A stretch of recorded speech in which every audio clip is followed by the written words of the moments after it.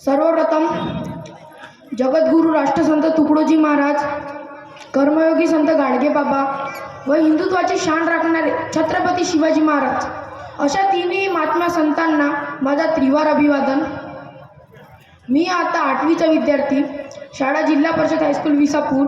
मी आज आपले मनोगत व्यक्त करण्यासाठी इथे उपस्थित झालेलो आहोत। सर्वप्रथम मी तुम्हाला सांगू इच्छितो की मी हिंदू धर्मात जन्मलेलो आहोत। ही माझ्यासाठी खूप अभिमानाची गोष्ट आहे। त्यासोबतच 500 वर्षापासूनची जी जुनी लढाई आजच्या काळात आपल्या पिढीला पाहायला मिळते ते म्हणजे अयोध्येतील प्रभू श्रीराम हे मंदिर।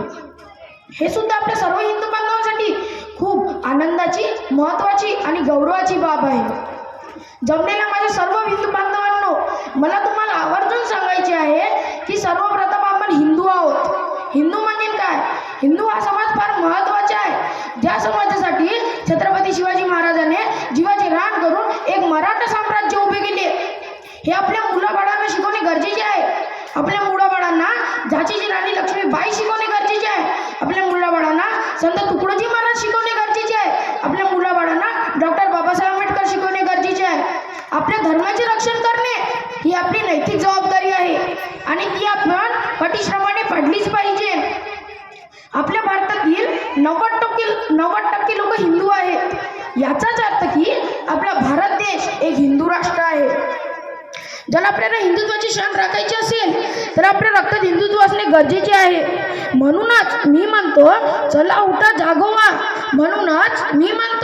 चला उठा जागोवा आणि एक मताने, एका दिलाने एकत्र येऊन हिंदू समाजाचे रक्षण करूया व आपल्या हिंदू राष्ट्राला अधिक सुजलाम सुफलाम बनवूया। एवढे बोलून मी माझे 2 शब्द संपविते, परंतु जाता जाता एवढंच म्हणतो, हा भारत देश हिंदू राष्ट्र होता, हिंदू राष्ट्र आहे आणि हिंदू राष्ट्रच राहील। भारत माता की, भारत माता की, भारत माता की। धन्यवाद।